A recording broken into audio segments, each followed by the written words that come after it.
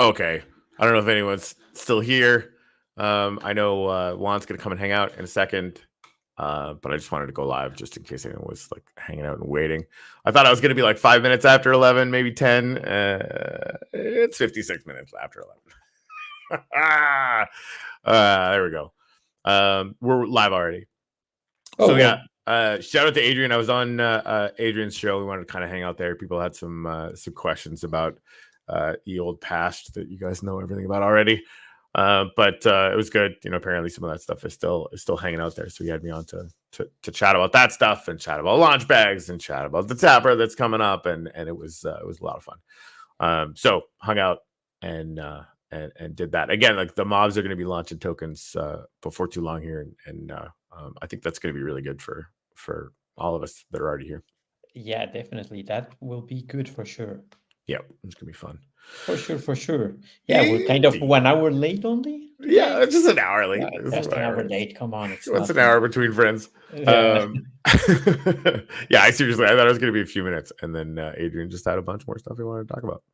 And I Yeah, but figured, I think it was very good clearing the air. I think that there's yeah, still people who doesn't feel 100% comfortable, and yeah, and it's good. I think if you thought that was over, uh, I I, think it will keep on coming back a couple of times, and yeah, yeah, it is what it is. Like, you know, I'm back here, and if people have questions, I want to make myself available to answer the best I can. So we're gonna do. yeah, no, and I think that's very good, and yeah, it's a shame, but in the end, communication it's very difficult. It's Yeah.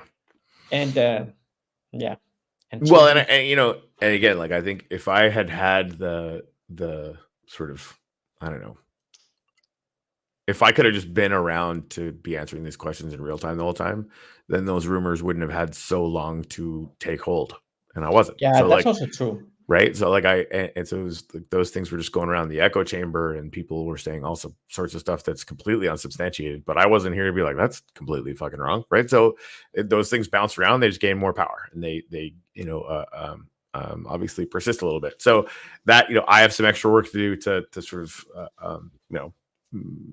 correct the record for whoever needs that, and that's just work that I'll do. Yeah, yeah.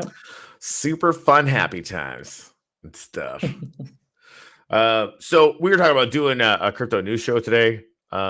Just in case there was anything going on, I've got a few articles, kind of lined up that we can go through, kind of get a feel for things. Obviously, if there's anything going on in the crypto news that you guys are on out there in the World Watch with us, then let us know. I'm very curious.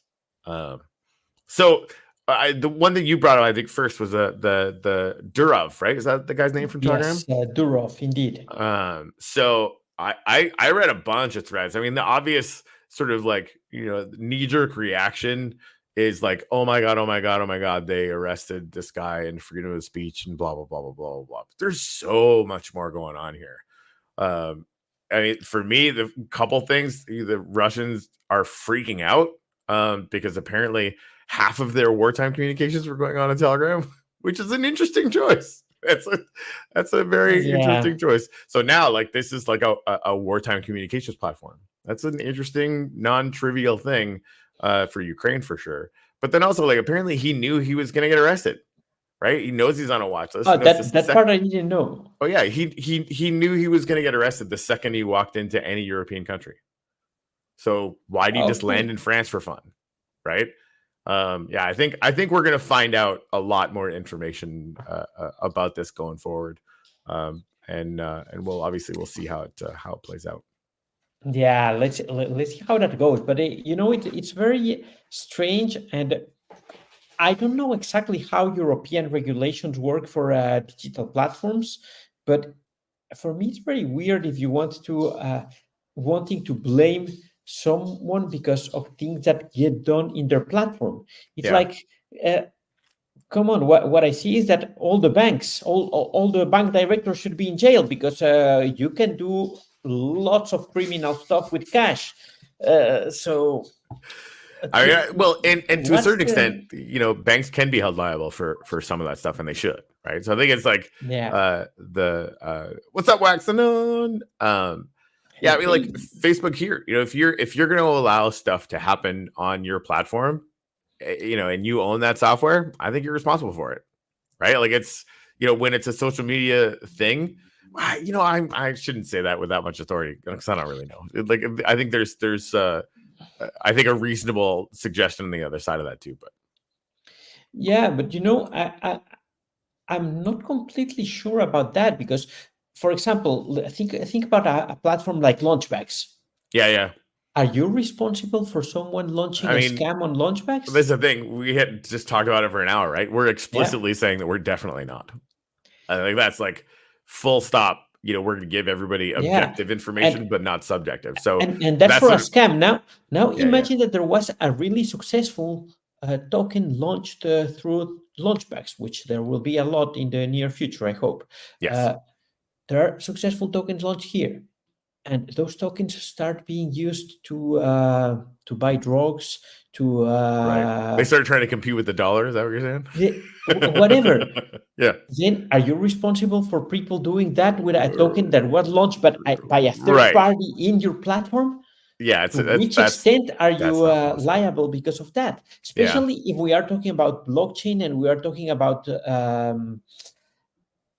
being Permissionless is the whole permissionless and idea. so on. So yeah, Yeah. I think it's a very difficult topic. Right. And of course, nobody will care if you launch a few tokens and it's only a couple of $1 million circulating there, and nobody will care. Yeah. But if something is really successful, then you will get the attention of the authorities, and that's I think that's a that's possibility. dangerous to an extent. Yeah. No. And yeah. No. I have to agree with that. And like I get the whole. Well, and maybe it's a situation where I grew a beard waiting. Sorry, TC, love you. I mean, I can see from like a media perspective, you'd think that you would want to have a platform where you weren't platforming Nazis, but Elon Musk is fine with it. And so like it gets a little bit spicy, right? You'd think Yeah, there'd be. but you have to think that Elon Musk has exactly the same kind of potential problems that the Telegram has. So Maybe, and also yeah, like he's already talked no, I about think pulling out of Europe, which might happen, right? Which is an interesting flex. And again, like, and then Europe will have to decide if the economic impact of that is worth having that rule, or if it makes sense for them. But yeah, like I think there's well, here we are in I crypto think where it's that permissionless, and I think there's a huge bonus for that, right? Or like not bonus is the wrong word, but like there's a huge value in that for society if you can have things that are permissionless, but it's got a danger to it as well. yeah, no, I can see that, but it's I think it's not black and white because Right. because I'm very happy having an encrypted chat and being able to send a message and knowing that only the person who's supposed to get it will be able to read it. Yeah. And I'm not doing anything illegal. I'm chatting with my family, with friends, and so on. And Right. and I'm happy to have a fully secure application. But of course, it's very easy to use it for different purposes. So that's like and it's sort of like quietly understood that the social media companies that exist in the United States have national security backdoors. Yeah. It's sort of that's just real, right? I mean, if you are buying and selling and trading Bitcoin, they don't give a fuck. If you're buying and selling and trading Bitcoin and you're an arms dealer, maybe. Yeah, I fully agree, but just imagine that what you said. All of those applications have backdoors, and we Yeah. have seen cases where those backdoors, or not only the backdoors, but getting to know the algorithms of those applications, have allowed people to manipulate elections, to manipulate opinions on very sensitive topics, and so Yeah. on.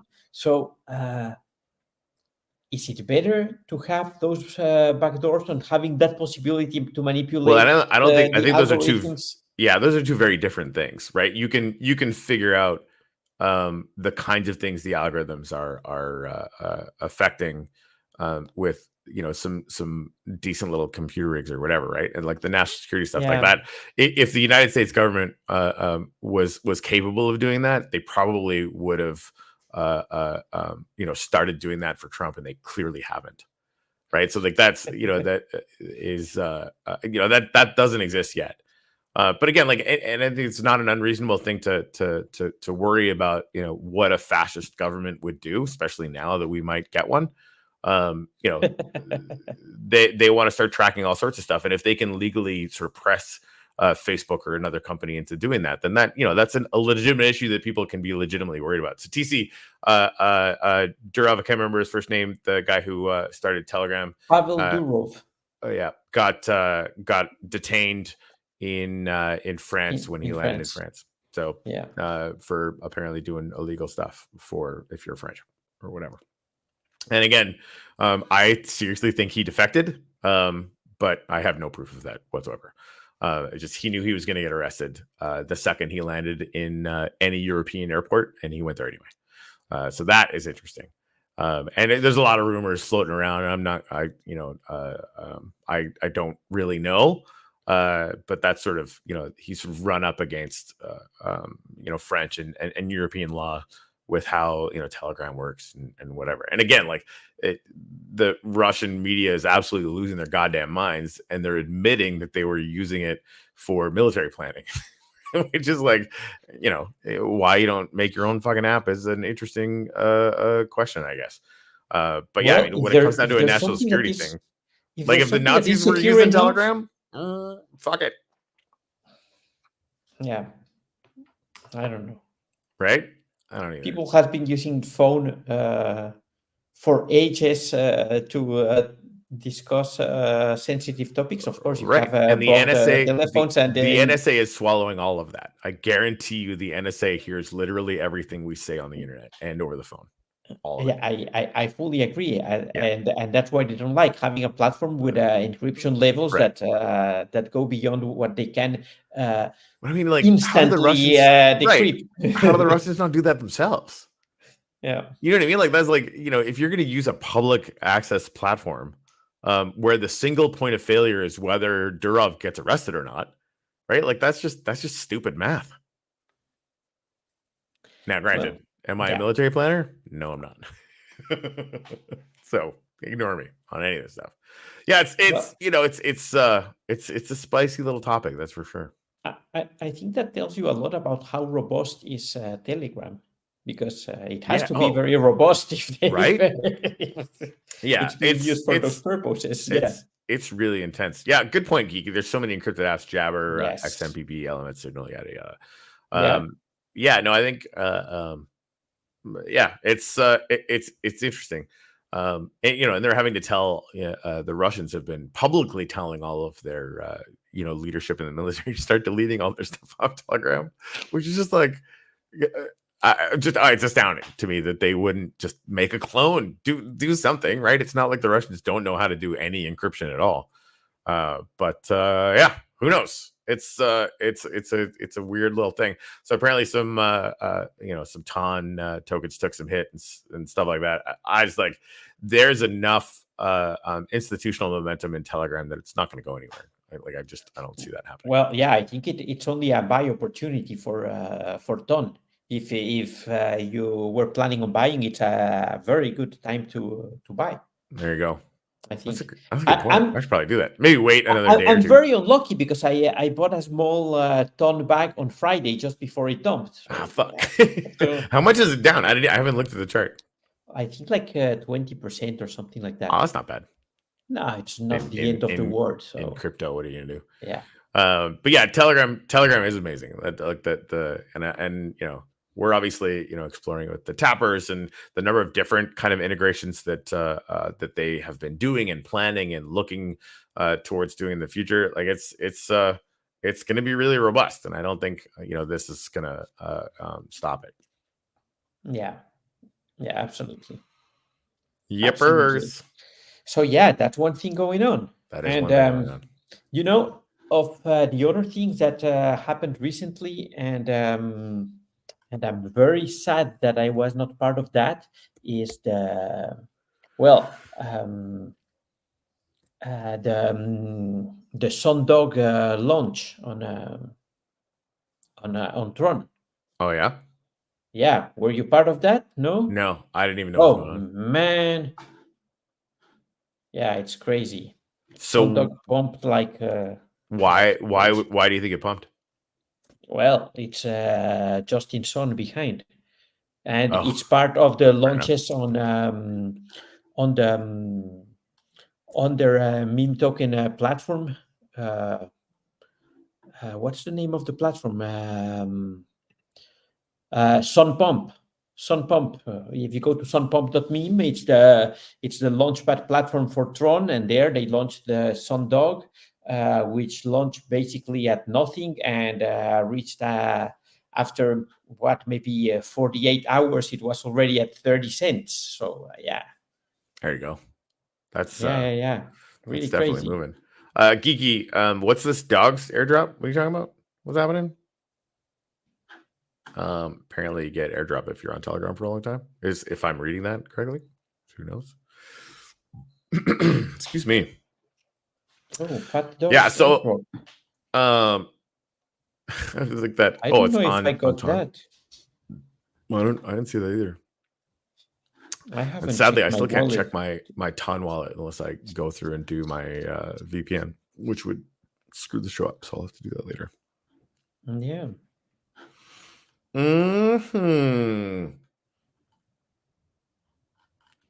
I saw this thing, and again, like every news story that we talk about after the Telegram thing is not going to be as important. I don't think that's it's pretty momentous. It's going to be interesting to see kind of what happens, but this rap dog thing got my attention because it's specifically like no team, no nothing. Like that idea I was talking about launching something and like literally just letting it go and be in the world. They're doing it now. And apparently the entire community is going to discuss it and obviously own all of it. And it's going to be in the comments section of like where it's listed. And that's it. Like that's the only place that anybody's gonna hang out, which I thought was sort of fascinating, right? Yeah, and people can sort of buy in it and be part of it and decide to promote it if they want to, or they have a big enough piece or whatever it is. And it's just kind of meant to be, full meme, all meme, not depending on a team to run it, which I think is a little fascinating for me. Yeah, TC, I'm sure AI will eventually solve these issues. Don't get me started. I agree fully. Yeah, which is also interesting because Fetch AI, the protocol, launched a 10 million grant recently to fund projects that are really building something with AI that allows the protocol to interact with people, because they are kind of tired of people doing models doing stuff that are really on the back end side, but not seeing enough platforms that allow people to really interact and benefit from AI. So they have this 10 million grant for that. And Fetch AI, I think Fetch AI is cool. The AI platform on Ethereum, I think, if I'm not mistaken. I didn't know anything about this shit. I'm gonna have to read all about it. You're doing it all wrong with AI. I mean, that's entirely possible. Their website's cool. No, but it's cool. Yeah, TCP/IP for AI agents. I'm already in. Sign me all the way up. Oh my god. Yeah, thank you. I definitely needed to know all about this. Because I think like that to me, having AIs that start to communicate value between themselves.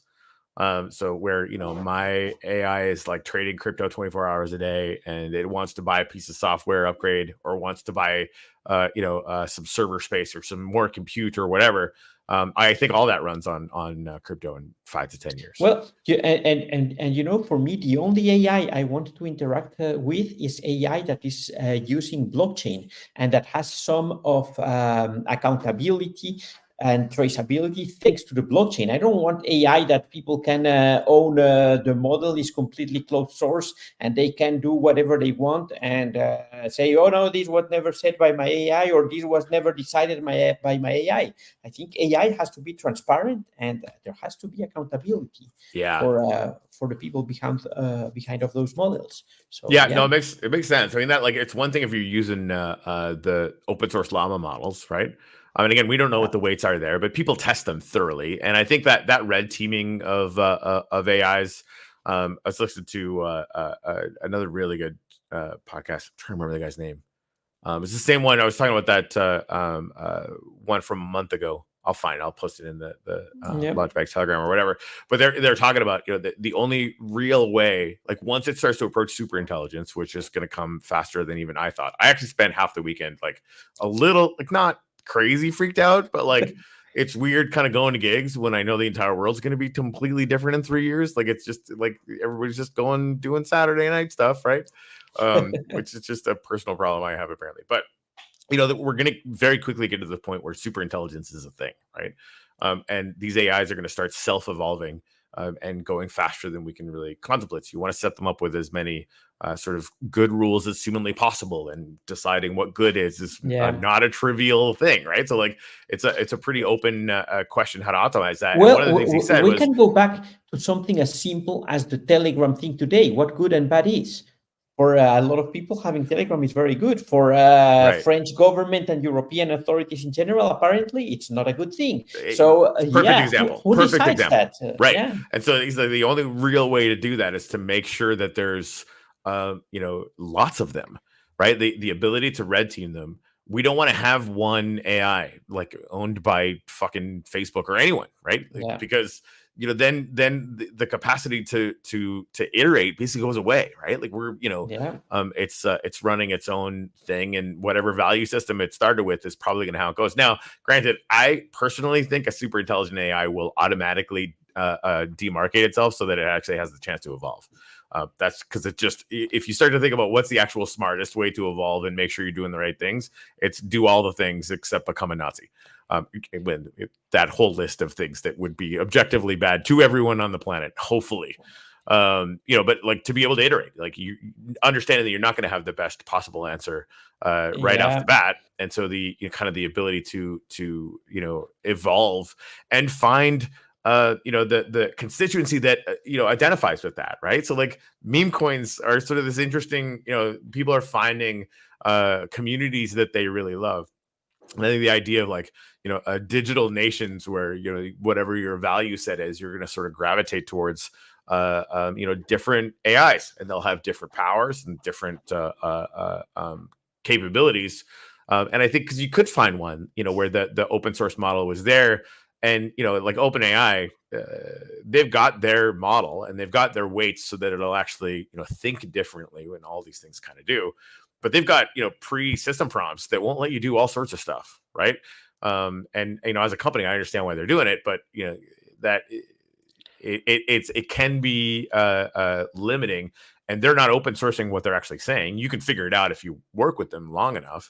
But I'd love to if we were to launch one, Juan, you and I, we want to launch like an AI based on Llama 3 or whatever, which we could do like by tomorrow, right? Mm-hmm. Having a situation where, we have a system prompt, but just make it public, right? Like, this is the filter through which all of your stuff is going, and let's be upfront about it. Yeah, I fully agree. Yeah, OpenAI was supposed to be open source, but isn't. So Grok is definitely not the only open source AI. That's definitely not true, like, at all. Llama is open source. Yeah, and in fact, Grok isn't open source really at all. That it's it's going to be for profit. He's not, to the best of my knowledge, releasing that model so I could run it on my computer. I'd love to be wrong about that. I haven't really looked into it, so I shouldn't say that with any confidence. But yeah, no, I run Llama on a computer here. You can actually, the higher models, I wish I had like a slightly better computer. You can run something that's equivalent to OpenAI's 4.0 that again, like Meta spent $100 million making some models, and they've just been open sourcing the fuck out of them. You can download them all over the place.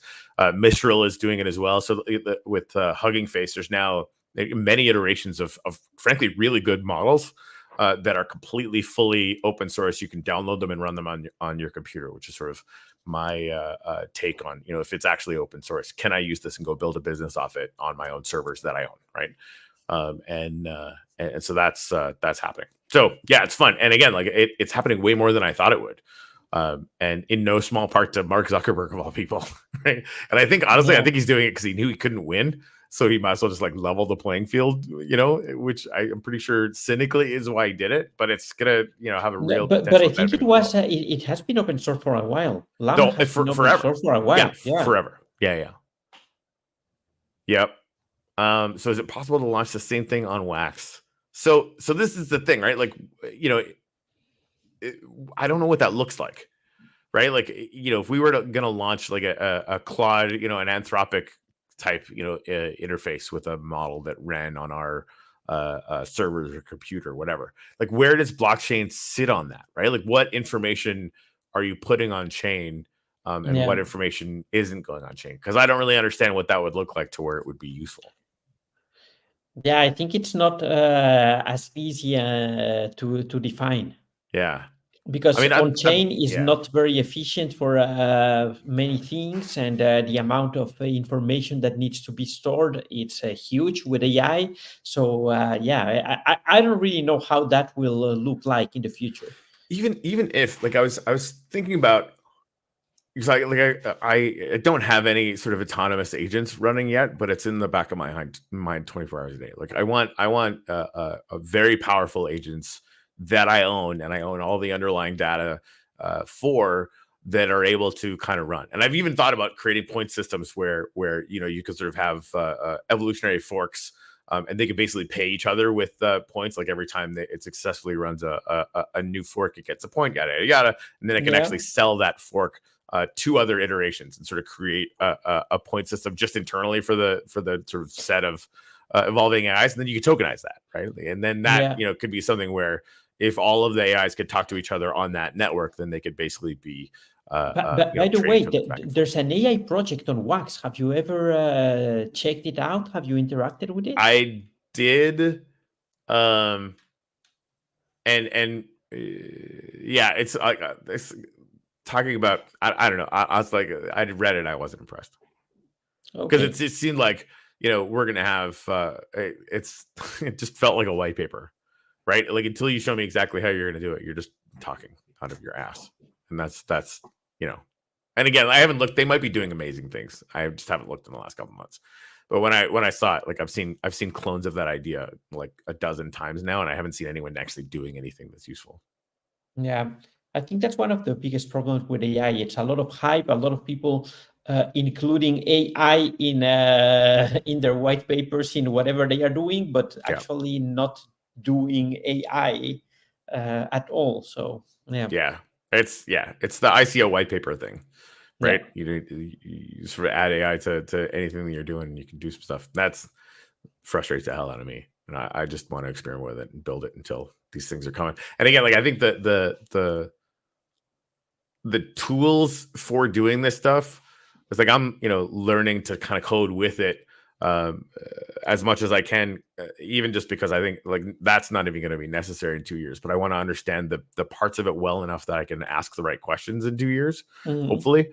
And yeah, I think that it's going to have, in the same way that like that OpenAI thing, the ChatGPT 2 was like a grade school, not even grade school, like a kindergarten student, right? Like it was just a toddler, and acted like a toddler, and talked like a toddler, interestingly enough. And then 3 kind of changed everything, right? Like you get that the size of the model went up to that point where it was like, holy shit, this like could almost pass the Turing test for crying out loud, right? And then we started to see how just not interesting the Turing test was, which is really fascinating to me, right? Like the computers would definitely never, ever, ever pass the Turing test. People were saying 2 years ago, and then it passes the Turing test. It will obviously pass the Turing test. That's not important. Which is honestly everything that's ever happened with computers happens the same way. It was like, oh my God, this will never happen. And then after it does, all of us monkeys are just like, oh yeah, whatever. That's fucking Tuesday, right? which is fascinating to me because I've seen Yeah. it happen so many times now that that's kind of interesting. So I think, yeah, I completely totally lost my train of thought, but everything's gonna get nuts. That's all I have to say about that. Cool. Yeah, yeah. Yeah. So Anand's asking if you're gonna try and build any chain bridges. Yeah, that's a very good question. And we already have an NFT bridge that allows you to bridge from right now from Wax to Polygon. And yeah, we built it and it's working, and it can bridge from Wax to Polygon and from Polygon to Wax. It will be very easy to extend that bridge and make it work with Ethereum and with any EVM blockchain, and we could even develop it for other chains for NFTs.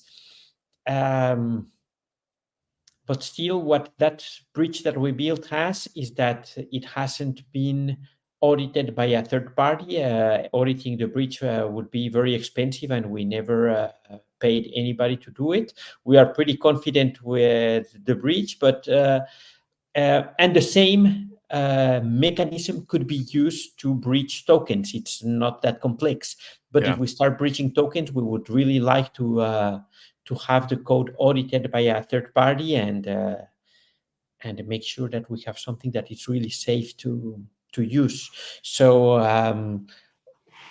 yeah, maybe that could be an option, but it's an expensive option. So only if we are being very successful at what we are doing with Launchbacks, then we would consider making all the changes in the code to be able to bridge tokens. Yeah, it's almost like, for as far as like a business is concerned, like what's the demand, right? Is there enough demand that you could charge $5 per transfer?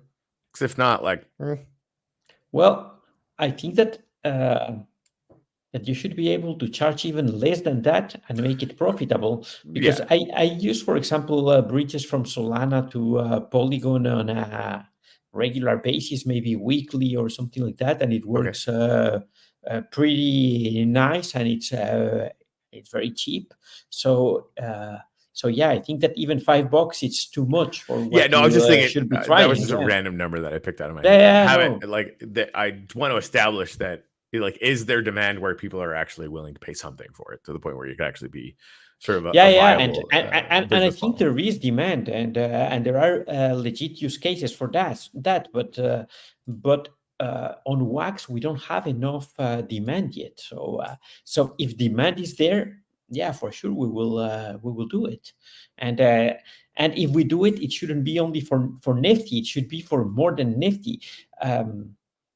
I think that's something that that we should figure out, which tokens should be allowed, and what will be the procedure to add tokens to that bridge. And I think it will be a lot liquidity and related, but yeah, it's I think it's a matter of having a real use case on Wax to start bridging those tokens, because I don't see, for example, Wax has multiple bridges, the bridge to Solana, the bridge to Base, and so on, but their volume is very low. So yeah, for them it makes sense because they have the funds to do it. But for us, unless we can turn that into a business, it doesn't really make sense at all. Yeah, just figuring out the demand curve.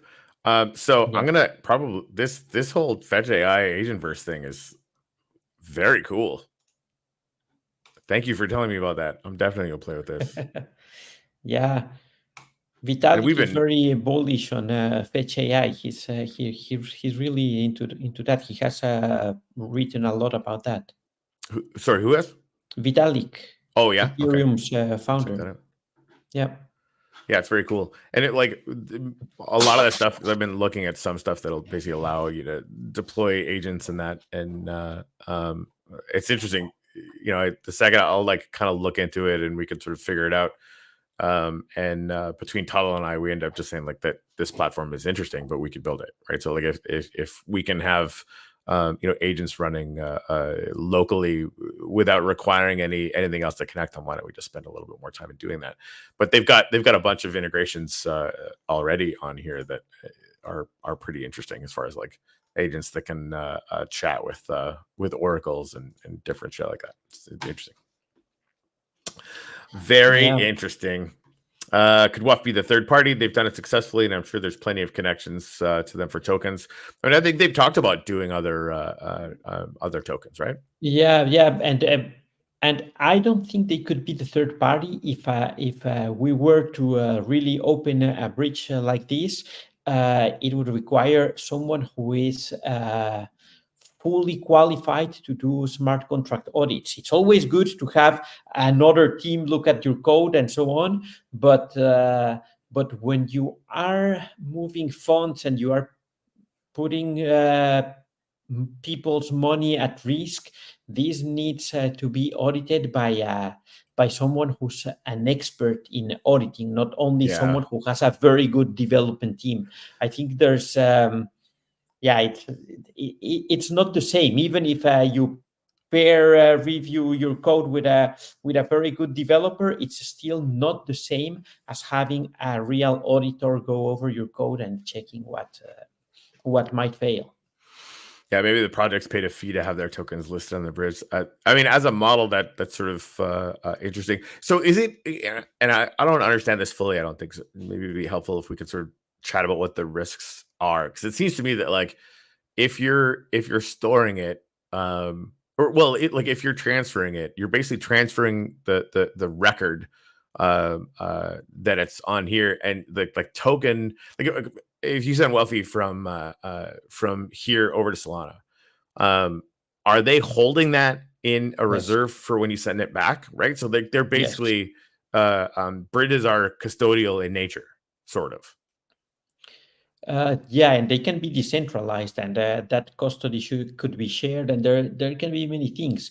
But yeah, it's there's custody of the tokens that are being breached, and most of the problems happen when the hacks happen when the breach thinks that the tokens are already on the other side.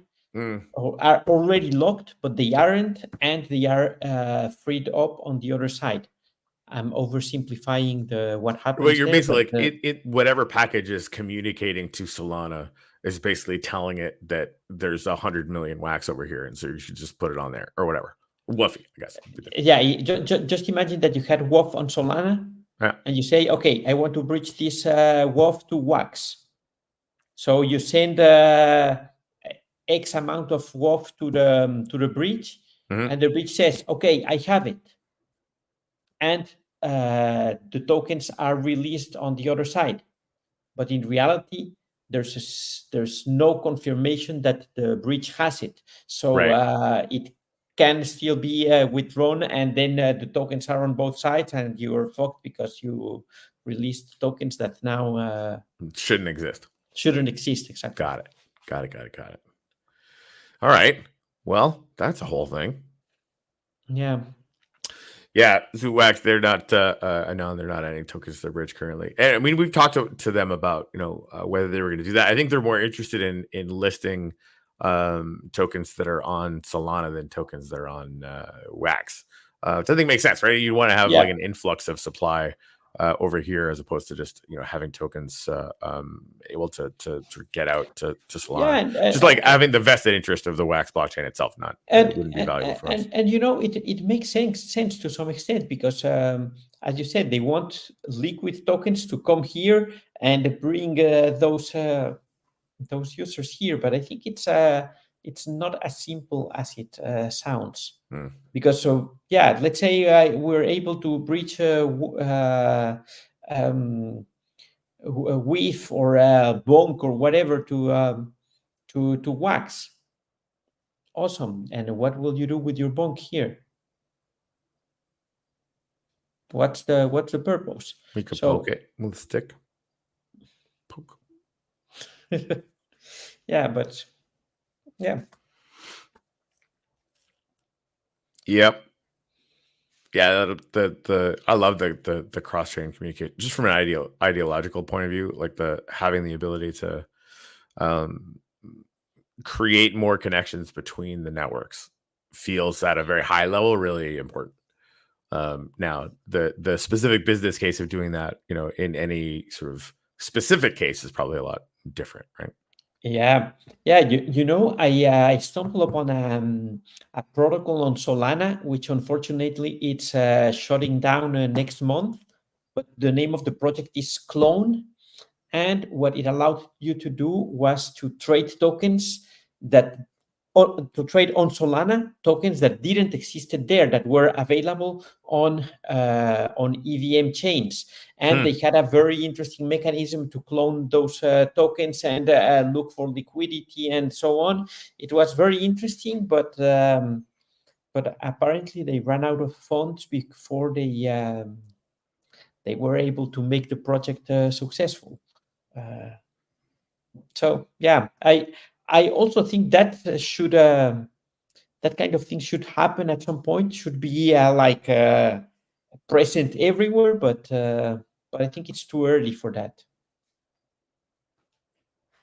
Yeah, that's interesting. Like almost kind of sets up a virtual environment for them. I don't know exactly. I haven't checked the details of how it worked, but they were using two different bridges and Oracle platforms and RPCs and several stuff to make that happen. But yeah, I will have to dig into the details. I don't know exactly how it works. It's definitely interesting though. Oh yes, Fancy. totally interesting. Now, is it as fancy as this Fetch AI shit? Nope.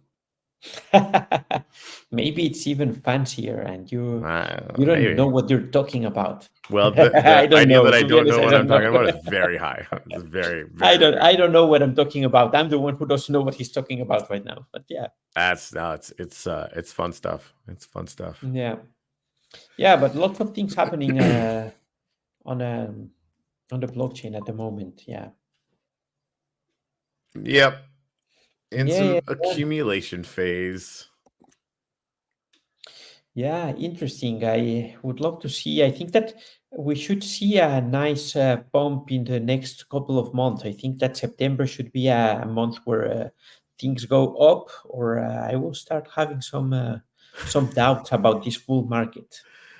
Yeah. I mean, I've said before, I think we're waiting until next year. But again, I hope I'm completely wrong. I read this last week about an economist apparently kind of respected that predicts the largest recession in history for next year. So I hope he's wrong, but yeah, I'd love yeah. to check what his actual track record was, because I mean, in the United States, they put commercials out about. I mean, they're all selling gold.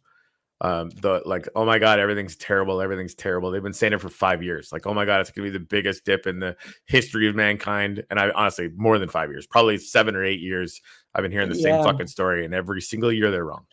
Right. And again, like eventually it's gonna drop by 50%. Like eventually they're gonna be right. Oh, I fucking told you. No, you didn't. You fucking said the same thing for 10 years. Well, that's the job of an economist. So yeah, let them be. To be wrong all of the times except the one the one time they are right. So yeah.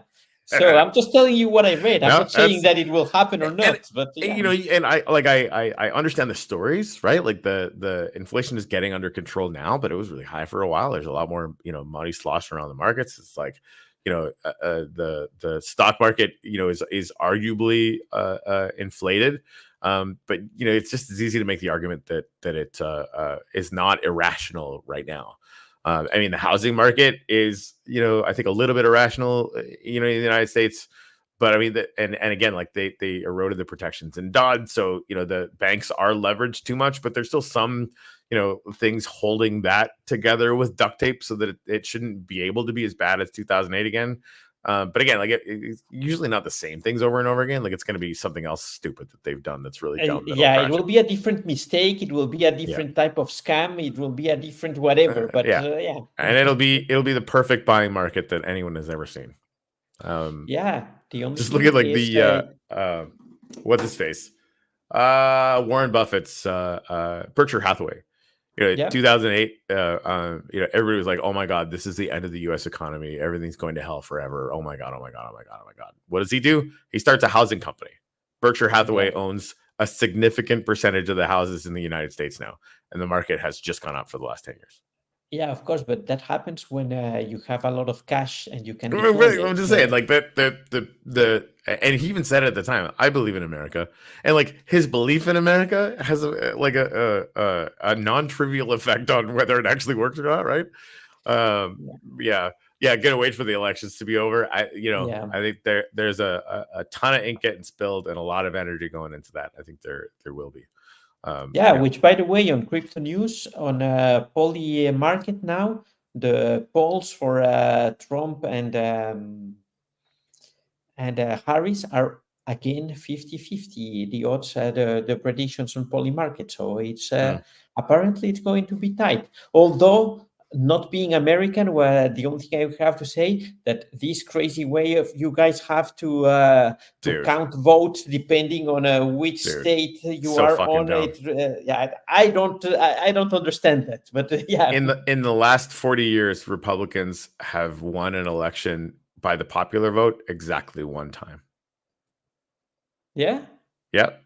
Wow. Democrats win by millions of votes every single cycle, all the time. But without the Electoral College, Republicans would never win again. That's weird. I don't really understand that system. But, I don't either. Honestly, it's fucking ridiculous. Like it's an interesting way for minority rule to just be allowed in America, which doesn't make any sense to me as far as a democracy is concerned. But what the fuck do I know? I'm Canadian. Yeah. But exactly. What can I say? I'm not American, so I can only say that I don't understand it. But that's it's how the problem far I can go. Right. I think it's the problem with being like a 200+ year democracy that just persists on tradition, right?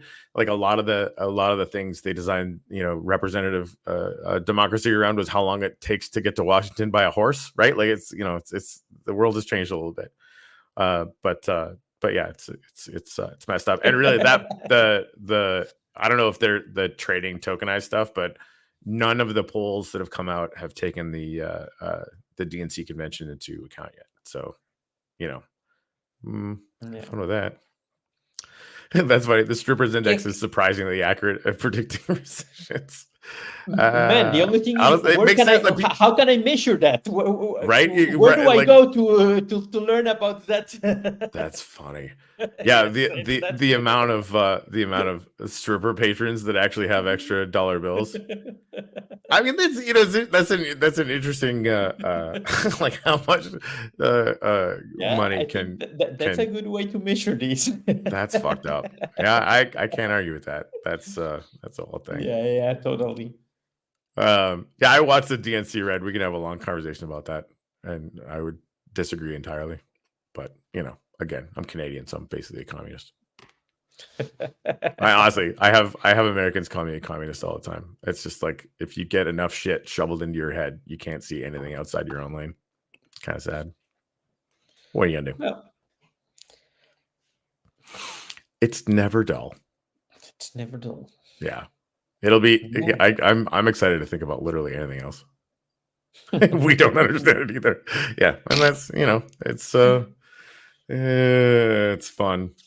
Anyways, so yeah, I think that the whole idea that there might be some money sitting on the sidelines waiting for the elections to be over is definitely a possibility. Yeah. Yep. Yeah. So what else, Corey? What else did I have listed out here? Oh, Russia's central bank set to legalize crypto for qualified investors. Which honestly, I'm surprised they haven't done this sooner. Because like half the way that they're moving money in and out of Russia has to be in crypto now that so many sanctions are placed on the SWIFT system. Or Shift, whatever it's called. Yep. What other there's just kind of a longer article. I don't know. I haven't read it yet, so I don't know if it's any good. But what the clicker boom on Ton reveals about crypto games, players, and platforms. It's a big opinion piece. I'll maybe just share it in the Telegram thing because it's it's a bit of a deep dive. And really, like, I think that we've talked about this a lot. I think it's sort of breaking down as far as like how the way these things are sort of incentivized, or how they're getting people to come back or whatever. We talk about this stuff all the time, right? Like why is it that, you know, a tapper or a clicker is interesting at all in the first place?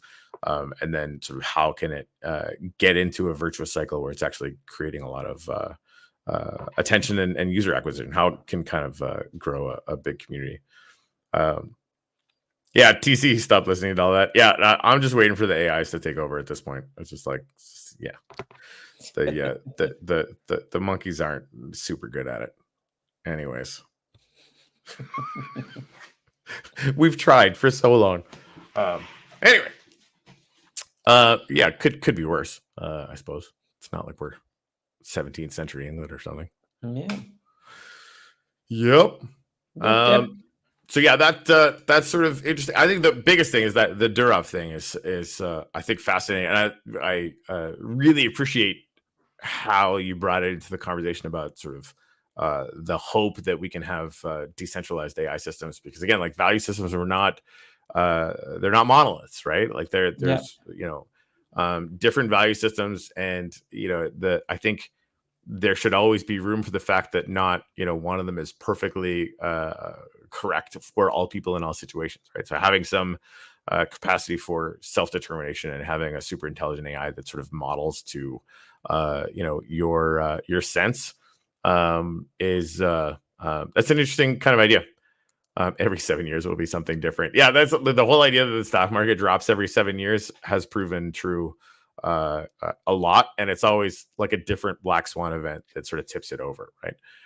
So it's not the particular event, it's the fact that it's sort of people start waiting for it to happen, and that becomes a self-fulfilling prophecy based on some piece of data that convinces enough people that it's true. Which is interesting, right? Like, it's the first time that I realized that the stock market is literally all just made up. I mean, obviously we all know money is too, right? It's just it's a belief system. At first that freaked me out, like in a bad way. Like, oh my God, this is all just ridiculous smoke and mirrors.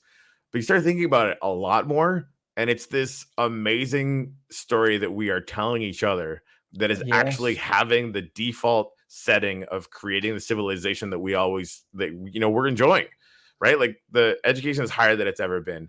Freaking, you know, standard of living is higher than it's ever been, and all of those things are going up, you know, up and to the left all the time. And again, not everyone feels it equally, and I get that. But, you know, when you actually look at the power of civilization in the way that we have it around is right now, as imperfect as it is, which it clearly is, the results are not debatable, right? It's working. This ridiculous story that we're all telling each other that has a bunch of pitfalls and is completely ridiculous is functioning better than anything we've ever tried. And now, should we try something else that's better? Of course we should. This is ridiculous. The whole idea that, you know, we're running the entire civilization on whether or not the monkeys agree that the stock market should be where it's at, it's a little tenuous. I think we could do something better, but here we are. Yeah, that's true. Yep. True. Yeah. Yeah. So yeah, huge shout out to Adrian and Wombat for having me on. We must have Adrian back on the show soon. Yes. Yeah, we should really see. We should show him as soon as we can what we have built. He's like gunning for it. He's like, please let me see it, please. Yes. I think he's even mad that we haven't given him access to. And we want to show it to him early. I'm excited to get his feedback on it. But yeah, let's just see it now. So that's gonna be fun. Again, the mobs are gonna be launching some tokens on Launchpad before too long. We're already planning an event that we think will get incorporated into the app in a really fun way.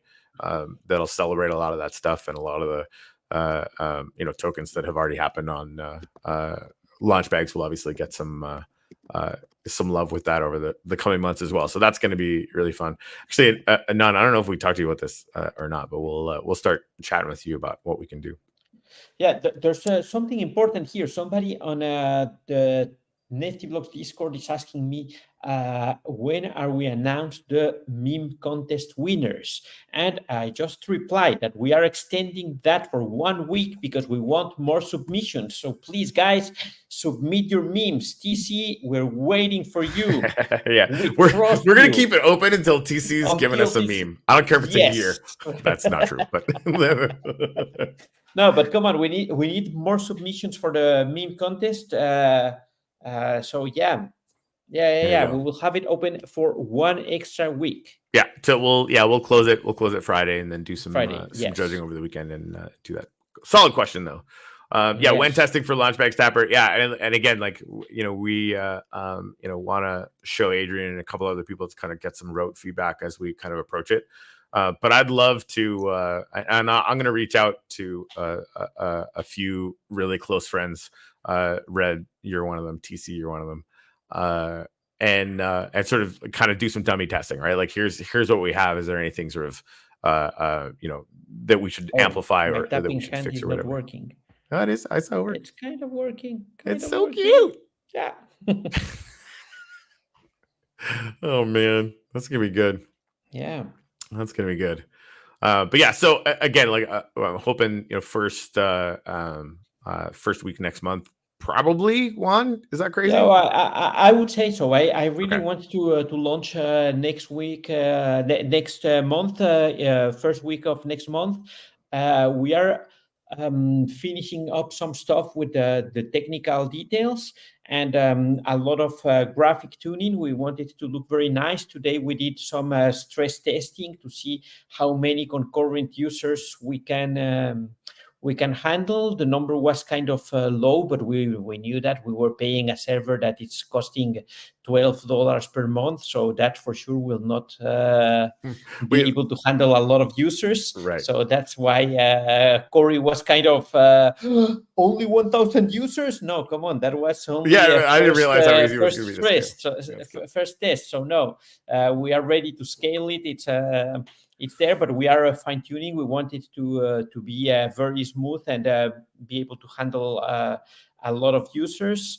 Anon should be part of the first of the first event. So we will discuss that. But and we are also planning the first. We want to have ready at least the first 6 weeks of activities lined up. So that's what we are working on, and as soon as we are ready with that, we'll be releasing. Indeed. Yeah, I think that's how it's going, because something that is very important is that we want people not to earn only after 6 months, 3 months, or whatever number of months of playing. We want events that last 2 weeks and are giving rewards, if not to everybody, at least to some lucky ones, should be giving some interesting prizes. I agree. Yeah, it's going to be good. That's what we are fine tuning right now, and after that is there, Anon can sponsor a test season. That would be interesting. Keep threatening me with a good time. Yes. We'll chat about it for sure. I think I think a test season is going to be really good. When R1 to the moon? When R1 to the moon? Man, right now I'm waiting for R1 to hit the bottom to announce the next upcoming things. To be honest, I did this on purpose, not being doing any activity and so on, and I really want to focus on the launch of the mini app right now. But after that, we will go back to R1 and the changes that will be introduced for season 2 of mining. The DAO still has to be created, and there are lots of things that must happen in the upcoming days. Yep. But I kind of hope it goes down. I think I might buy some more. That's really a lot of this is I'm going through the same thing. Like I've got some ideas for something to automate and deploy for Wiener so that can be, a thing that just kind of takes care of itself. But it's going to take me a while to build, and I'm already doing all this other stuff. So it's just going to take as long as it's going to take. Right. Yeah. And again, people are going to sell. And that's cool. I'll fucking buy some 10 minutes before I make the announcement. Yeah. That's fun with R1 because every day I see it dropping a bit. I buy. I buy a tiny bit. And it will pay off. And sooner or later. Yeah, if you think about it, like everybody wants these tokens to moon in 5 seconds because we've all heard about it happening everywhere else. I do too. Like that's not. I would be great. But it doesn't happen overnight, obviously, and it's not going to happen with the number of people that are on Wax right now. Which is why we're exactly the main problem. Because that's why we're focused on what we're focused on, not whether R1's doing good this week or whether Wiener is good doing this week. Because honestly, it doesn't matter. It doesn't matter. Like we could make it pump for a little while, and then the attention will get going to something else, and we won't have accomplished anything, right? Exactly. So right now we need to add 100,000 more people to the Wax ecosystem, and that's why we're focused on what we're focused on first. Yes. Just in case anyone was curious. And that's why the mini app is so important right now. We will be releasing only with with partial functionality. Well, partial functionality is still a lot, but the main functionality that we wanted to introduce to the mini app will be developed while we are already starting with all the activities. There you go. So rock and roll. That's about it. Yep. Yeah, I think we're doing what we can right now, and honestly, like, I didn't think I was going to get obsessed with these tappers, and I kind of am now. It's ridiculous. Makes no fucking sense. Yeah, it's very annoying because with only one hand, it's it's frustrating. Yeah, it's frustrating. Yeah. A lot of work and basically no gain. So that's fun. But yeah, I mean, we're still here. We're still doing it. Rock and roll. Yes, definitely. To your channels. The when moon question is basically mandatory for every meme coin. That's true. I need to internalize that more because obviously people are going to ask that all the time. Yeah. I wish I could magically make these things happen because I feel responsible for it, and it turns out I can't.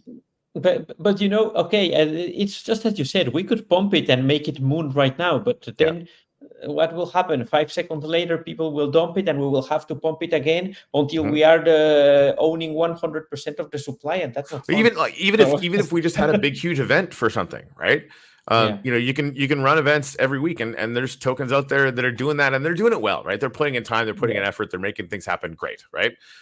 We don't have time to do that for a lot of these things. We will have that time soon, very 100%. But again, like I don't want to compete with every other token for $5, right? Like the pie is not big enough to warrant all of the work that is being done.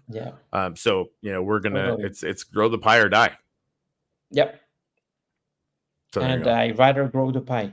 Yeah, the first one is better. Than I don't want to be in the die part of the equation. Sucks. I think we should just definitely keep trying until the first one happens, as opposed to the second one.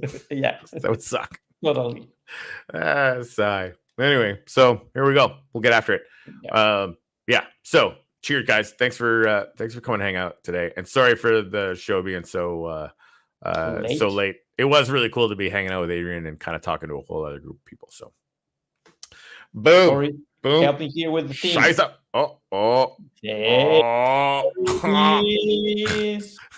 See you guys.